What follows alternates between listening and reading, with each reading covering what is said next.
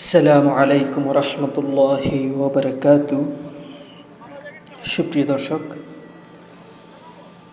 এটি হলো রসুল আকরাম সাল্লাল্লাহু আলাইহি সাল্লামের সেই মসজিদে নববী। এই মসজিদে এক রাকাত নামাজে 50,000 রাকাত নামাজের সওয়াব পাওয়া যায়। সুবহানাল্লাহ। আজকে আপনাদেরকে মসজিদে নববীর বাহিরের এবং ভিতরের অংশগুলো দেখানোর জন্য চেষ্টা করব ইনশাআল্লাহ। সুপ্রিয় দর্শক, যারা এখনও আমাদের চ্যানেলটি সাবস্ক্রাইব করেননি, চ্যানেলটি সাবস্ক্রাইব করে আমাদের সাথে থাকুন। আর যারা ফেসবুক পেজ থেকে দেখতেছেন, আপনাদেরকে অনুরোধ করব পেজটি ফলো দিয়ে আমাদের সাথে থাকুন। আমরা আমাদের ইউটিউব চ্যানেলে এবং ফেসবুক পেজে মক্কা মদিনা সহ ইসলামিক বিভিন্ন ভিডিও আপলোড করে থাকি। অতএব ফেসবুক পেজটি ফলো দিয়ে ও ইউটিউব চ্যানেলটি সাবস্ক্রাইব করে আমাদের সাথে থাকুন। সুপ্রিয় দর্শক, এটি হলো সেই সোনার মদিনা যেখানে রসুল আকরাম সাল্লাল্লাহু আলাইহি সাল্লাম শুয়ে রয়েছে। এই মদিনা শরীফ অনেক সুন্দর। আপনারা যারা দেখেছেন নিশ্চয় বুঝতে পেরেছেন মদিনা শরীফ কত সুন্দর।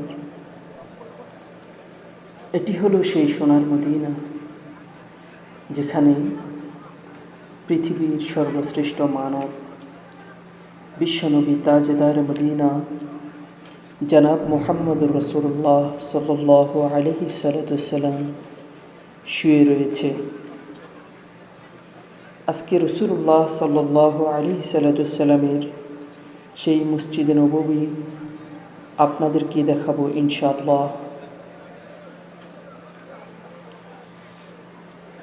আপনারা দেখতে পাচ্ছেন এই মুহূর্তে আমরা মসজিদে নববীর ভিতরের দিকে যাচ্ছি। এখন রাত প্রায় 9টা 20 থেকে 30 মিনিট।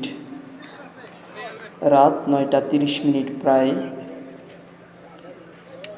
এই মুহূর্তে আমরা মদিনা শরীফে চলে এসেছি। একটু আগে সলাতুল ইশার নামাজ শেষ হয়েছে। মুসল্লিয়ানে কেরাম নামাজ শেষে প্রত্যেকে নিজ গন্তব্যস্থানে ফিরে যাচ্ছে। অনেকেই মসজিদে নববীর ভিতরে বসে ইবাদত করতেছে, আবার অনেকে কোরআন তেলাওয়াত করতেছে, আবার অনেকে কোরআন তালিম দিচ্ছে। কেউ বা মহান রব্বুল আলামিনের কুদরতি পায়ে সিজদা করতেছে, আবার কেউ বা রাসূল সাল্লাল্লাহু আলাইহি সাল্লামের প্রতি দুরূদ পড়তেছে।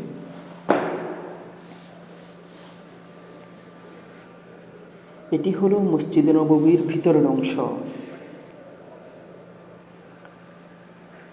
এটি এমন একটি মসজিদ যেই মসজিদে ঢুকলে আর বের হতে মন চায় না।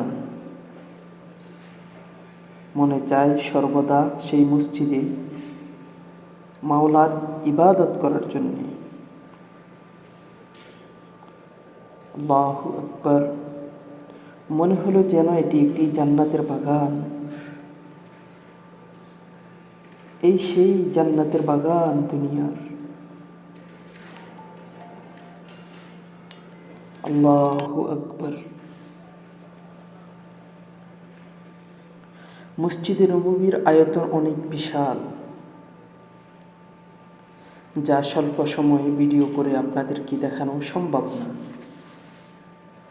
তাই আমরা খণ্ডে খণ্ডে বিভিন্ন অংশ ভিডিও করেছি এবং ভিডিও করে আমাদের ইউটিউব চ্যানেলে আপলোড করেছি ও ফেসবুক পেজে আপলোড করে দিয়েছি।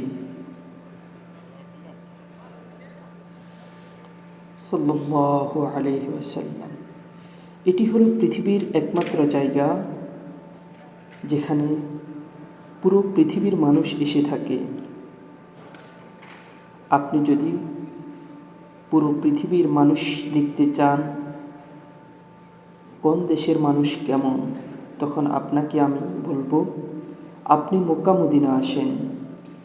সেই মক্কা মদিনাতে পুরো পৃথিবীর মানুষ এসে তা জিয়ারত করার জন্য আসে, ইবাদত করার জন্য আসে।